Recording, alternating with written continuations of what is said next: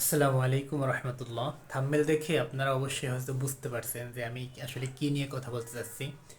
তো যারা আসলে ইউটিউব নিয়ে কাজ করেন তাদের জন্য এই ভিডিওটা, যে আপনাদের যখন ইউটিউব চ্যানেলটা অনেক বড় হয়, যখন আপনারা টাকা পাবেন বা 1 মাস পাইছেন, তখন দেখবেন আপনাদের অনেকের স্বপ্নের সেই চ্যানেলটাতে ইউজ কন্টেন্ট নামক একটা মেসেজ আসে, যেটার মাধ্যমে আপনার কন্টেন্ট মনিটাইজেশন নিয়ে নেয় ইউটিউব।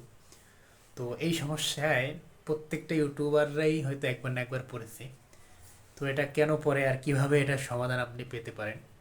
মূলত এটা দুইটা কারণে পড়ে থাকে, একটা হচ্ছে কারণ ছাড়া আর একটা হচ্ছে কারণে। যেমন মনে করেন, আপনি যদি মানুষের কন্টেন্ট ভিডিও ডাউনলোড করে ছাড়েন, তো সেক্ষেত্রে আপনার এটা আসতে পারে।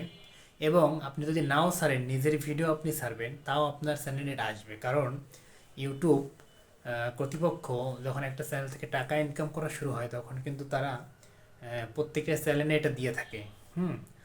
তো এরপরে আপনার করণীয় কি? আপনার করণীয় হচ্ছে, আপনি যদি অন্যের ভিডিও না ছেড়ে থাকেন, কোনো সমস্যা না থাকে, তাহলে আপনি আপনি ইউটিউবের কাছে একটা আপিল ভিডিও করবেন, যে ভিডিওর মাধ্যমে আপনি বলবেন যে আপনি আসলে অন্যের কন্টেন্ট ছাড়েন নাই। তখন তারা এটাকে রিভিউ করবে এবং দেখবে। দেখার পরে আপনার আইডিটা কিন্তু তারা ঠিক করে দেবে।